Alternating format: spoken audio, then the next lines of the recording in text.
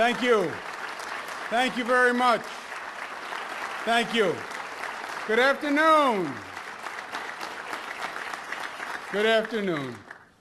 Well, it is my pleasure to be here today. It's a pleasure to be at Wagner College. Mr. President, thank you very much for having me. Thank you for the hospitality and the courtesy. Your president is a great man. Do you know what he said to me inside? He said, I am so excited that the students wanted to attend today, that any student who attends this gets 5 points extra credit on their grade. Wasn't that nice? Let's give him a big round of applause. President Garassi. Karen, it's a pleasure to be with you also. We also have students from Staten Island Tech here today. Where are you? Are you here? I can't hear you. Oh, I still can't hear you. All right. Pleasure to be with you. To my colleagues from Albany, Assemblyman Mike Cusick, who's doing a really fantastic job. Let's give him a round of applause.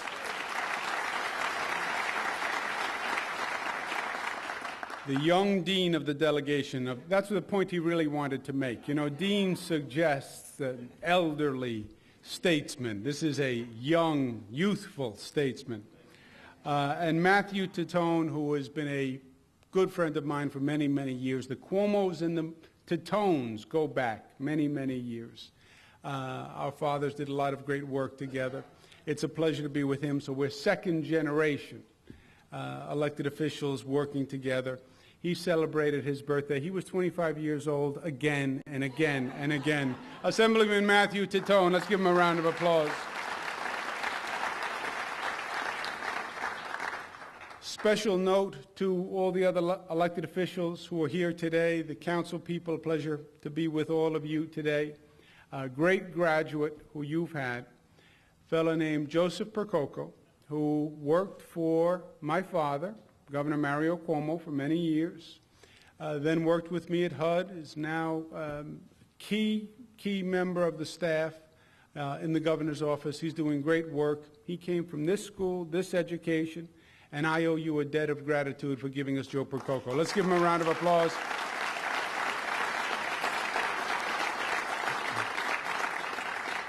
Borough President James Molinaro, let's give him a round of applause.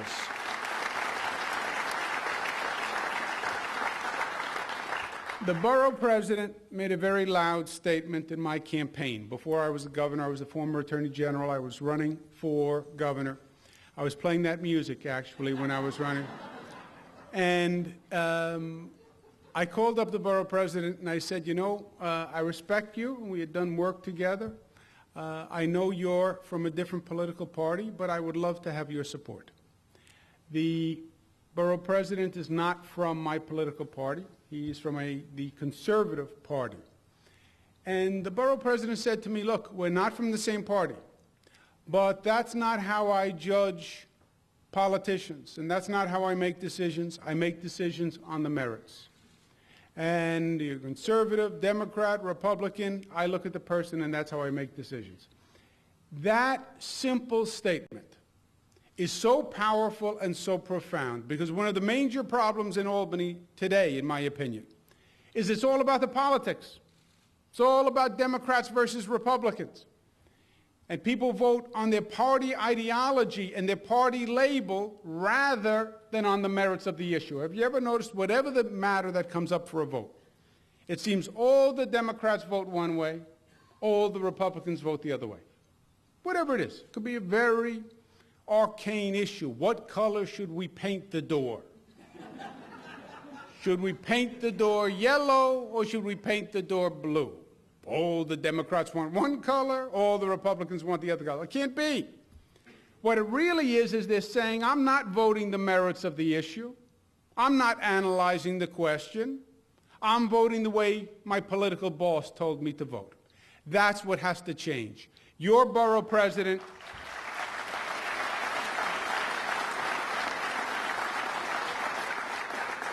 when your borough president stepped across the aisle to endorse me, that was a powerful statement. That was an act of courage. That was an act that said, I'm putting my party ideology aside for what I think is in the best interest of the people of Staten Island, and that's what we should applaud. Thank you very much, Mr. Borough President.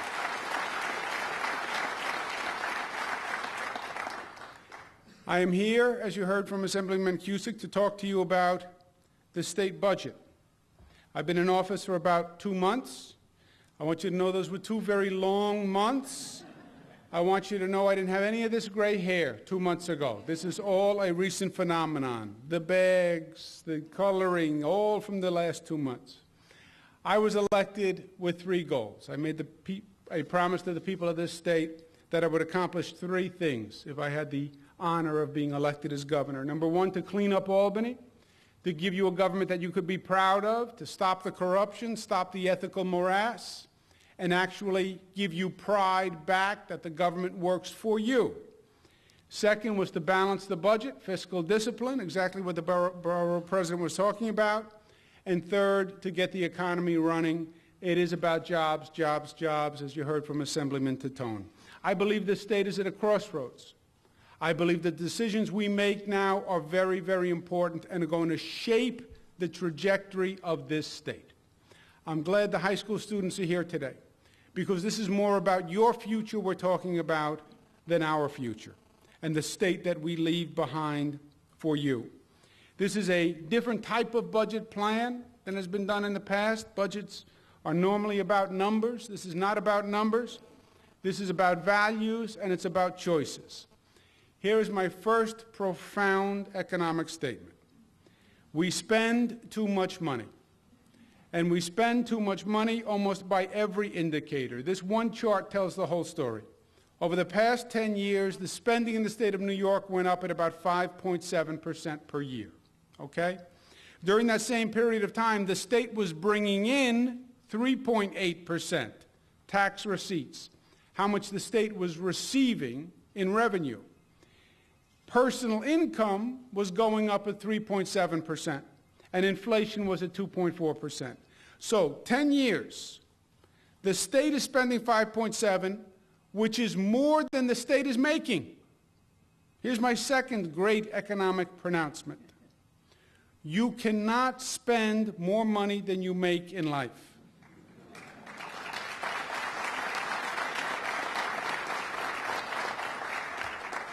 That is a well-accepted economic rule. There are only 2 groups that don't understand that rule. The first group is the leadership of the New York State Legislature. The second group are my 3 daughters. The good news is my daughters are making progress. That's the 5.7 to the 3.8%. The 3.7% means you're spending more money than the people in the state are making. Incomes are going up 3.7, you're spending 5.7%. And all of this, the spending is going up at more than twice the rate of inflation. That's the story of spending in the state of New York. So we spend too much, and we've spent too much for too long. Because we spend too much, we tax too much. The 2 are related. You look at New York State's taxes, $4,800 per capita, state and local tax burden, 66% above the U.S. average, the worst among the states. $3,700 is the median property tax bill, 96% higher than the U.S. average. And this starts a negative cycle.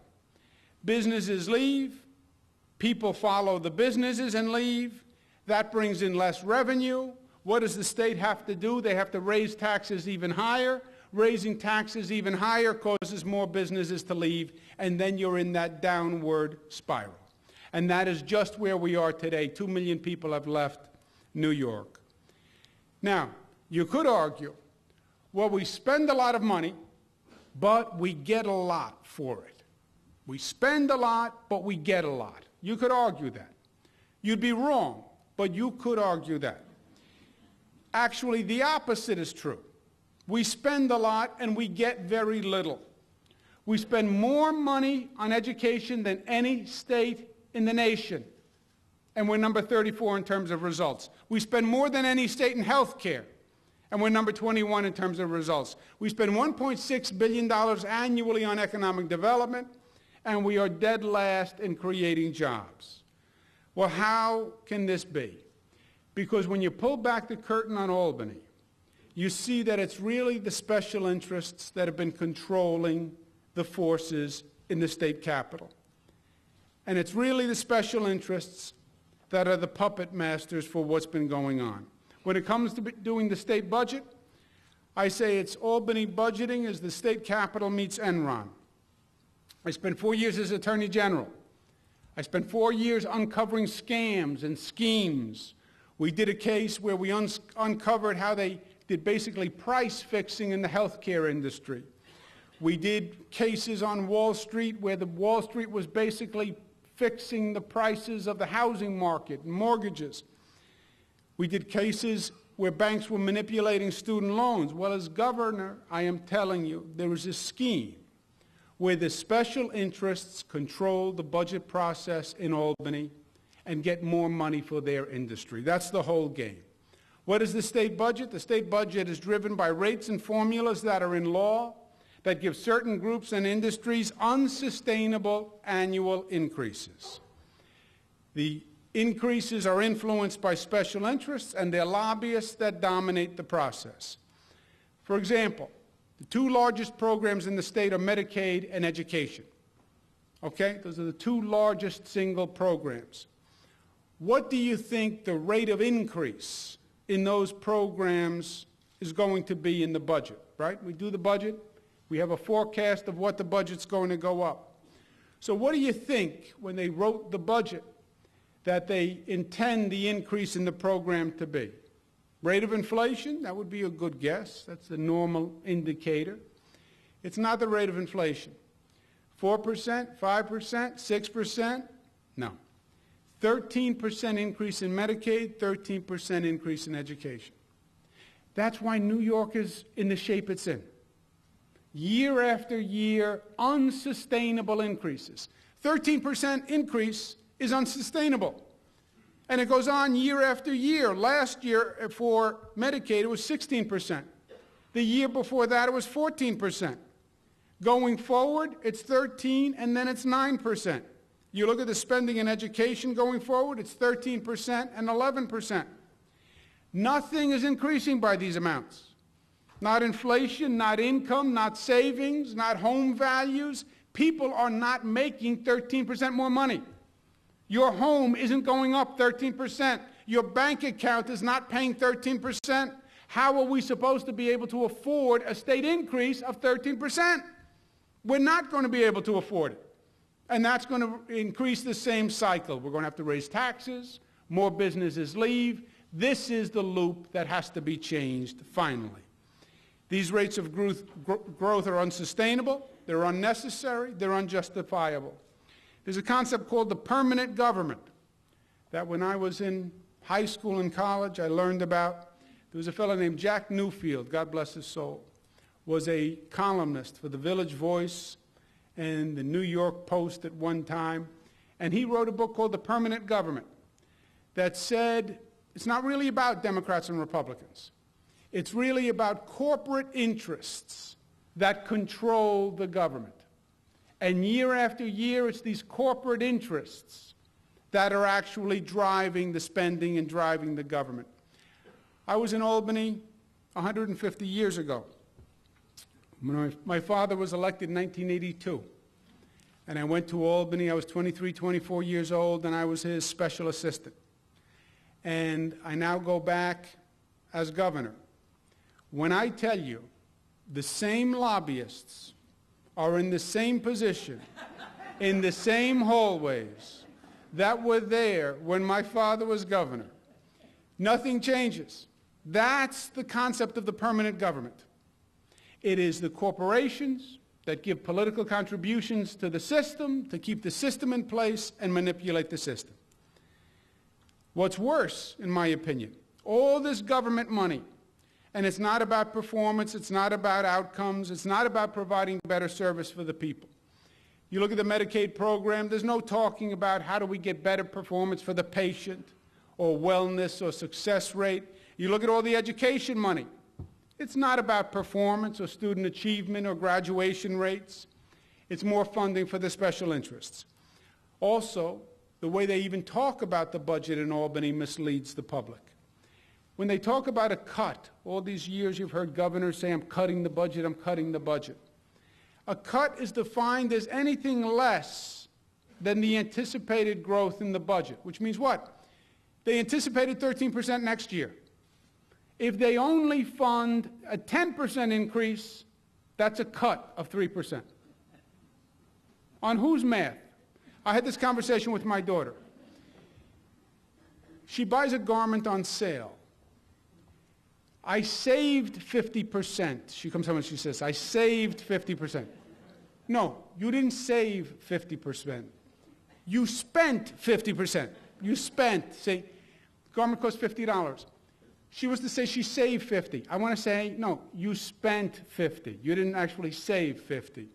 A cut is not, I reduced the 13 to 10. That's not a cut. A cut means from 0 and below. But this is how they've been talking about it for all these years. The deficit, by the way, we have a $10 billion deficit. The deficit is the money that you need to pay for the unsustainable increases in the first place. So it becomes a vicious circle. I now have a $10 billion deficit. Why? Because I have to fund the budget at 13% increases. This year, we have a $10 billion deficit. If you assume the rate of inflation in the state budget was what was governing, the deficit would only be $1 billion. We did this for many, many years. And we got away with it for many, many years. Why? Because the economy was running very strong. And when you're making a lot of money, you can get away with this. But now the economy has turned. And you don't have the money coming in. And now it's a crisis. You know how you see all these Ponzi schemes now appearing? All these scams, all these financial guys who were doing all these scams for all these years, now all of a sudden they're finding them? Because when the economy slows and you don't have new money coming in, that's when they're exposed. And that's exactly what is happening with this state budget. The flip side of the crisis is it's also an opportunity. Because it's an opportunity to make the changes we should have made for a long time. What do we need to do? We need to redesign the programs to make them actually work. We need to recalibrate spending so we spend at a decent rate. And we need to rebuild the economy and get jobs created once again. On Medicaid, which is the largest health care program, we put together a team, best stakeholders from across the state. They came up with a plan to totally redesign the Medicaid program, to make it work for people once again and to take out the waste. Meaning what? For example, the largest single program under Medicaid and growing is what they call home health care. Home health care is a very nice idea. Rather than a person going to a nursing home or a hospital, the person stays in their home. We send the health care to the person in the home.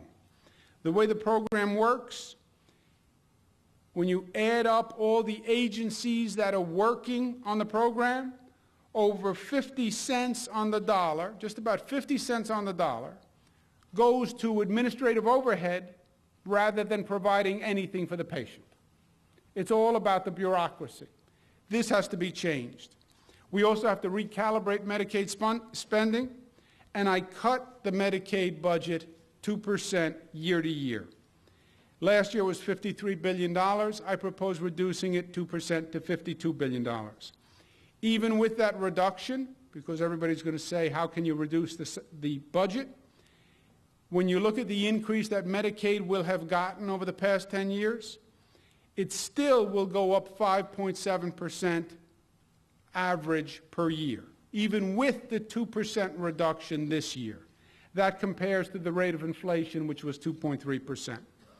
And going forward, we want to recalibrate the growth of Medicaid. We can't have a 13% increase next year. We want to tie it to the health care consumer price index, which would make it 4% next year. On education, we want to change the philosophy. We want to fund performance, meaning what? Meaning the way the schools are now funded, public schools are now funded by the state. A school district gets a block grant from the state. They get a check every year. They get the same amount of money, whether they do a great job or they do a poor job. You get the same amount of money. What the government hasn't been doing is incentivizing or paying for performance. If you believe you want the school districts to perform and you want competition and you want to get that dynamic generated, then pay for performance. We'll have two performance funds. One, a $250 million bonus fund for the school districts that have the best gains in student performance in terms of student achievement. So the school districts where the student scores go up the highest, they get a performance bonus. The second bonus program would be those school districts that best manage their money. We need to save money. We need to find efficiencies. The school district that best manages its money, removes back office overhead, etc., they would actually get a performance grant from the state. In terms of recalibrating and reducing, the state spending is about $52.9 billion on education. We would reduce the state spending 7%. When you put the 7% together with the local component, it would be about a 2.9% reduction. Oh, we can't cut the budget, we can't cut the budget. We can't find 2.9% in savings. That's what you will hear from the school districts.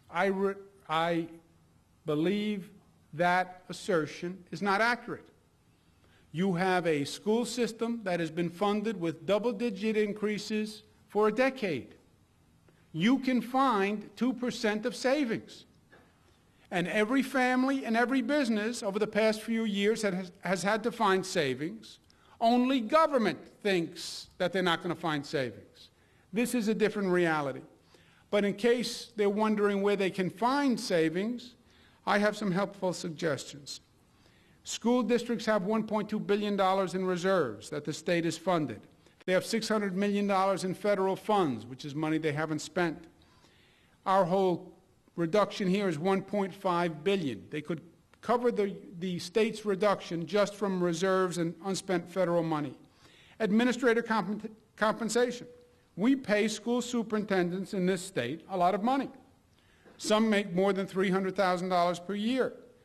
About 40% of them make more than $200,000 per year.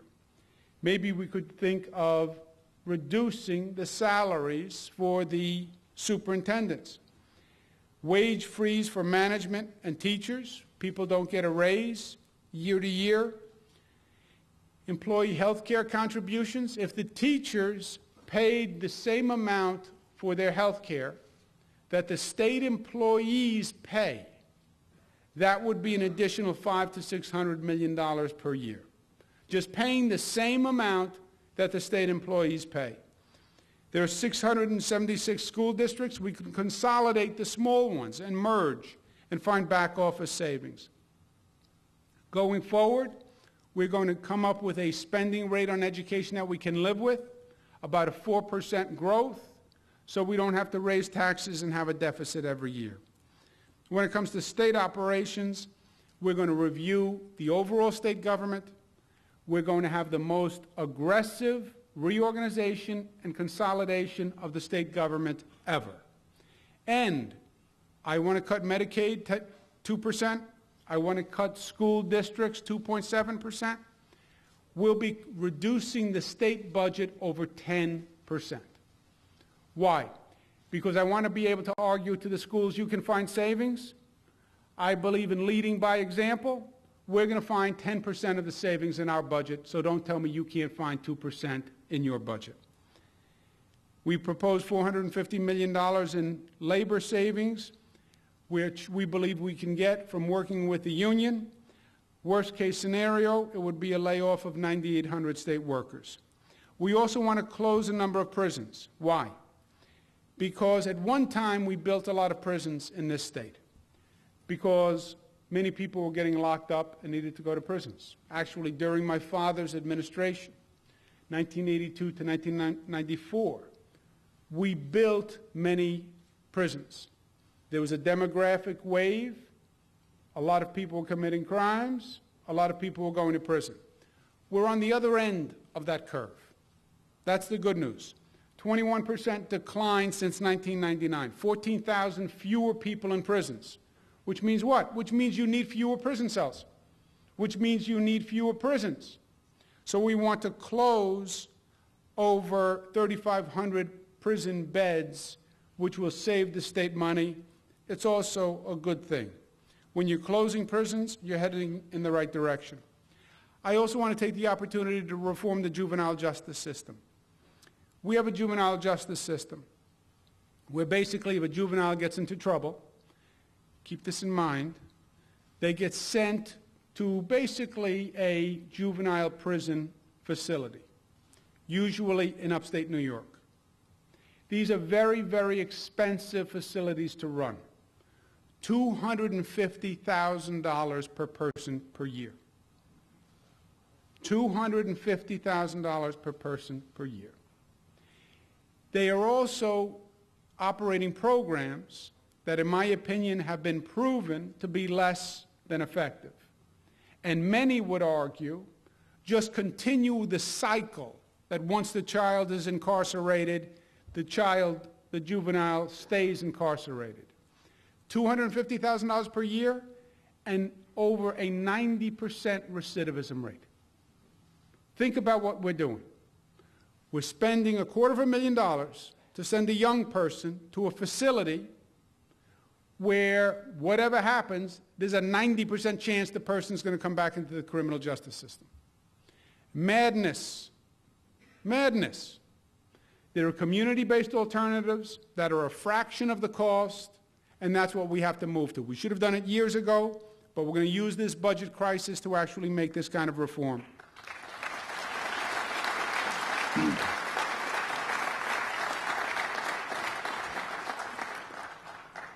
We have to rebuild the economy because we have to grow our way out of this situation. We're going to divide the state into regions and work region by region to come up with economic development plans and create jobs. To end where I began, we are at a crossroads. These choices are going to define the path that we're going to take. And on one side, you have the road to ruin, and on one side, you have the road to recovery. And the choice is going to be up to us. It will be hard. Why? Because change is hard. It really is. And change is an interesting concept. Everyone will say that they want change. In almost every context. You ask them, you ask the students in the classroom, do you think we need change? Oh, yes, we need change. Ask in relationships if we need change. Oh, we need change. Ask any husband and wife every morning. They'll tell you, we need change. We need change. But what they are really saying is, you need to change. See, that's what it's a nice way of saying that. They say we, but they don't really mean we, because they don't really think it's them. It's not me. I'm fine. I'm bumping up against perfection. You need to make a lot of changes. So this is hard because this is change on almost every level. This affects all the state programs. It's going to affect local governments. It's going to affect governments all across the state. And it's going to say, I know that's how we did it for the past 10 years. And I know you got more money every year for the past 10 years. And I know you're accustomed to getting more money. But I don't have more money. It's over. And your solution is I should go raise taxes and get more taxes. I'm telling you, it's counterproductive, because if I raise taxes, people are going to leave. And the businesses are going to leave. And then I'm going to have a smaller pool to tax. And if I tax the smaller pool more, they're going to leave. And by the way, I don't believe you needed all that money in the first place. And let's look at the numbers, and let's look at the management system, and let's find out how to live doing more with less. And as I said before,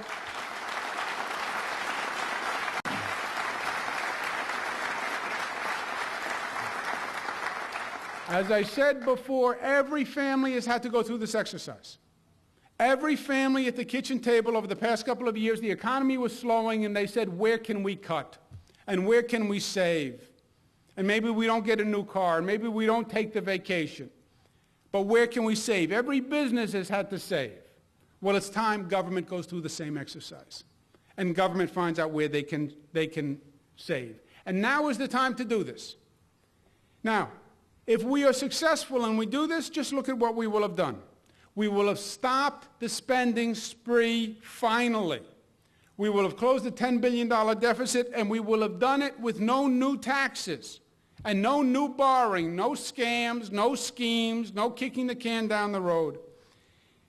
We'll start to redesign these government programs so they actually work for people. And it's about performance rather than just funding programs. We'll have a real economic development growth program, so we'll be creating jobs, and we will reposition New York nationally. And you can say to the businesses who have left and businesses are thinking of leaving, take another look at New York. We are not who you thought we were, and we're not what you thought we were. We're not the tax capital of the nation. We're not. We want businesses here. We understand that business is the engine that pulls the train. And we want you to locate here because we want the jobs, we want the growth, we want the energy. That, my friends, is the road to recovery.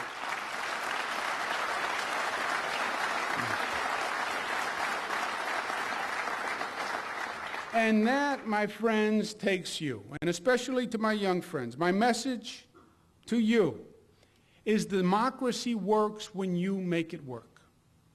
It sounds simple. It sounds like an adage that a professor would give you. It is vitally true. It is vitally true. The system only works when the people make it work. And you know what has happened in Albany? The people have created a void because the people haven't been engaged. And you know who now runs the system? The lobbyists who are in the hallways. Because when the people aren't active and the people aren't having their presence felt, the special interests fill the gap. And that's where we are now. Well, you're the governor, you can change it. A governor's power is only as good as the number of people who are supporting the governor. My voice only resonates if it's amplifying your voice. Otherwise, the governor is just another voice. And we need the people of this state to rise up finally and say, enough is enough. We want the government changed, and we want it changed now. It's not okay.